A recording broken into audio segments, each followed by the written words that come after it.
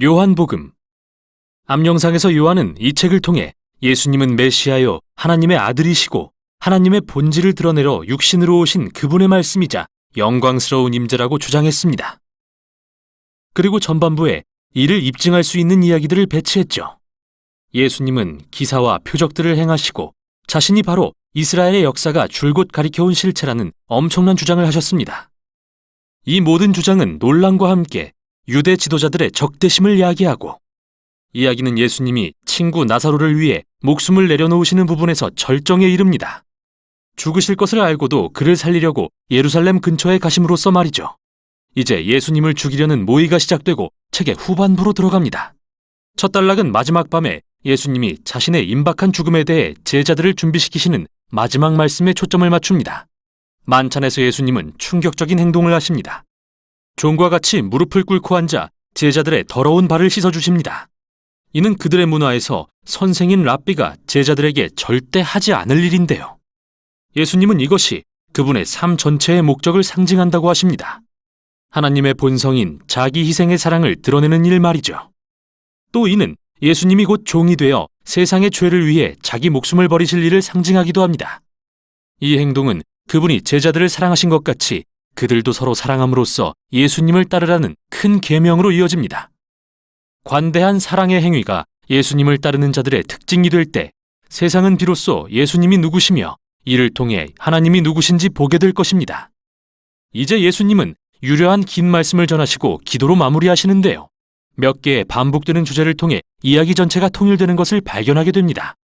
예수님은 계속 떠날 것을 말씀하시면서 슬퍼하는 제자들을 향해 그것이 최선이라고 하십니다. 왜냐하면 이는 성령, 즉 보혜사를 보내신다는 뜻이기 때문이죠.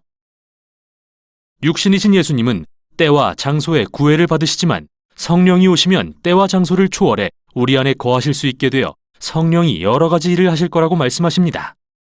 앞서 요한은 한 분이신 하나님의 독특한 신성에 대해 성부와 성자가 사랑으로 연합하는 관계라고 했는데요.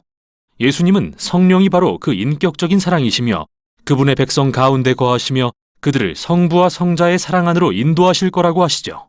그리고 예수님은 그분을 따르는 자들은 마치 포도나무에 가지가 붙어 있듯이 하나님의 사랑 안에 거하는 자들이라고 하심으로써 하나님의 인격적인 사랑이 어떻게 개인의 삶에 스며들어 그들을 치유하고 변화시키며 새롭게 하실 수 있는지 설명하십니다.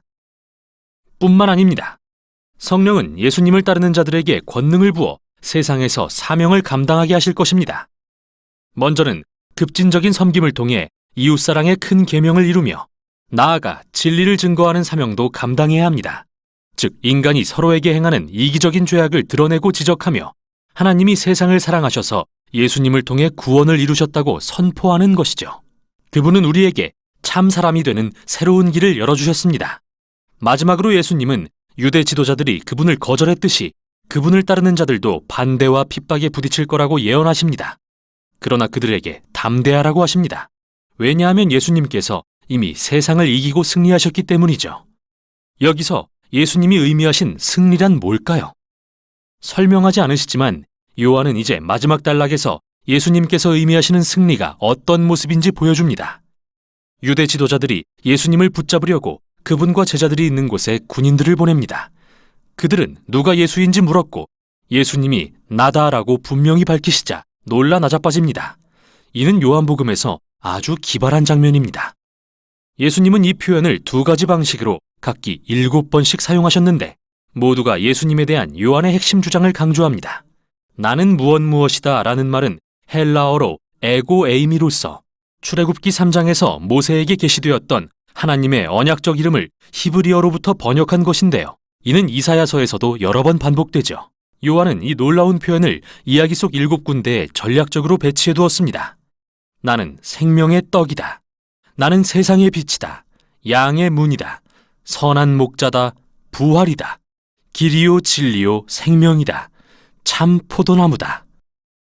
요한은 또 예수님이 단순히 나다라고 말씀하신 7번의 상황을 적절히 배치함으로써 하나님의 이름을 상기시킵니다.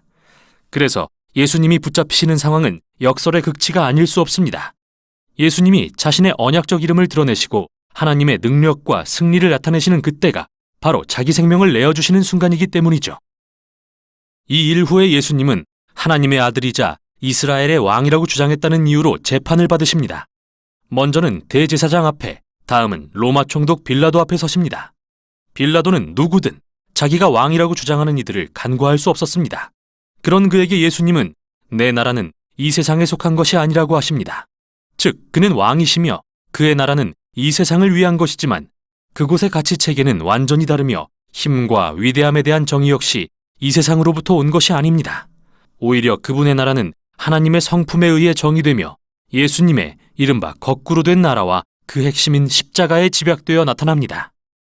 십자가는 세상의 진정한 왕께서 자신을 죄악에 내어줌으로써 죄악을 이기신 곳이며 예수님이 자기를 내어주는 사랑의 행위로 승리하신 곳입니다. 그 후 예수님의 시신은 무덤에 안치되고 봉인됩니다. 그 주 첫날 마리아와 다른 제자들이 그곳에 가보니 이상하게도 입구에 돌이 치워진 채 무덤이 텅 비어 있습니다. 그런데 갑자기 마리아 앞에 부활하신 예수님이 나타나십니다. 여기서 예수님의 부활은 요한복음의 또 다른 7가지 양식과 이어져 있습니다. 요한은 가나의 혼인잔치에서 예수님이 물을 포도주로 바꾸신 사건을 예수님의 첫 번째 표적이라고 했고, 4장에서 병든 소년을 고치신 사건을 두 번째 표적이라고 했습니다. 그 후 숫자를 언급하지는 않지만 이어지는 표적을 세어보면 예수님이 자기 죽음을 무릅쓰고 나사로를 무덤에서 살리신 일이 6번째 표적임을 알 수 있는데요. 이 모든 표적은 이야기의 절정인 가장 위대한 7번째 표적, 바로 죽음에서 부활하신 예수님을 가리키고 있습니다. 예수님은 죽음을 이긴 사랑으로 자신이 하나님의 아들이자 모든 생명의 주관자라는 선언을 확증하신 것이죠. 이후 부활하신 예수님은 모든 제자에게 나타나셔서 약속하신 성령을 보내주심으로써 그들을 파송하십니다. 아버지께 받으신 사명이 제자들을 통해 계속 이루어지도록 말이죠. 이제 이 책의 후기는 세상에서 계속되는 예수님을 따르는 자들의 사명을 살핌으로써 결론을 맺습니다. 몇몇 제자가 고기를 잡으러 나섰으나 아무것도 잡지 못합니다. 예수님이 물가에 나타나셨지만 그들은 알아보지 못하죠. 그때 예수님은 그들에게 그물을 배 다른 편에 던지라고 하십니다. 그들이 순종하자 엄청난 양의 고기가 잡힙니다. 그들은 예수님을 알아봅니다.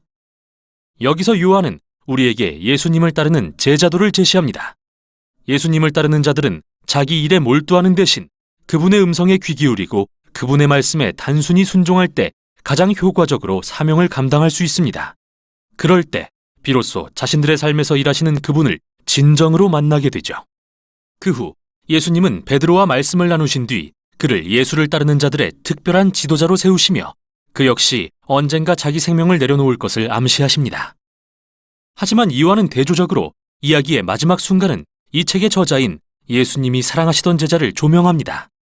베드로와 달리 그의 역할은 오랜 세월 동안 예수님의 증인이 되어 다른 이들이 그분을 믿게 하는 일이었습니다. 실제로 그는 메시아이며 하나님의 아들이신 예수님에 대한 이 놀라운 이야기를 기록함으로써 그 역할을 감당했습니다. 이게 바로 요한복음이 전하는 내용입니다.